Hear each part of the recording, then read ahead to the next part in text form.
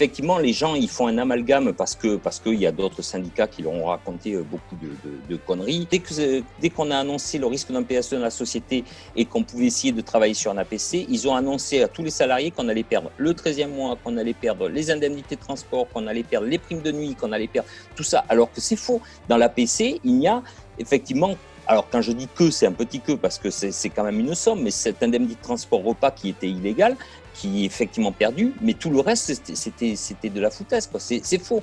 On n'a pas négocié de perte de salaire. On a juste validé quelque chose qui allait nous être enlevé de toute façon. C'était cette prime de transport repas qui était de toute façon enlevée par décision unilatérale s'il y avait eu un PSE, mais elle était perdue. Et nous, tout ce qu'on a fait, c'est de dire « Ok, ben on accepte qu'elle s'en aille, cette prime, parce qu'on n'a pas le choix. Par contre, en compensation, on veut le maintien de l'emploi. » Il y a deux clauses, deux engagements forts qu'on a demandé au groupe. C'est juste en 2020, parce qu'on avait les projections jusqu'en fin 2020 de l'État sur le chômage partiel. Donc, pas de PSE avant cette période-là. Et quand on a su que l'État faisait une prolongation de ces chômages partiels jusqu'en juin 2022, on a demandé pas de PSE jusqu'en juin 2022 et en plus on a validé le fait que nos salariés restent au taux de chômage actuel, quelle que soit la part que donnera l'État, et on l'a obtenu.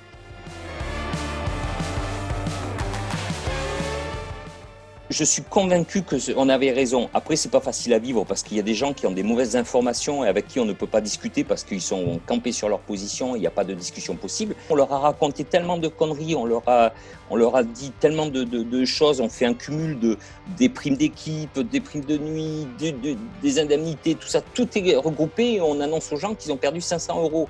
Et eux, effectivement, sur leur fiche de paie, ils les voient ces 500 €. Mais ça n'a rien à voir avec l'APC.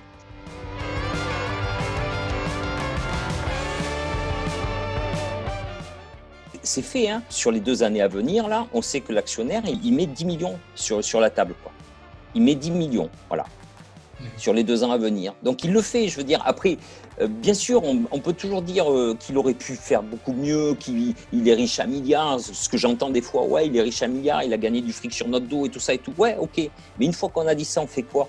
Lui, il avait aussi la possibilité de dire, ben moi, la société, elle me rapporte plus d'argent, je coupe la branche. Et là, c'était pas 200 ou 300 salariés sur le carreau, c'était 1400, 1500, quoi. C'est facile de dire, ouais, de hurler, tout ça. Mais une fois qu'on a hurlé, qu'est-ce qu'on fait?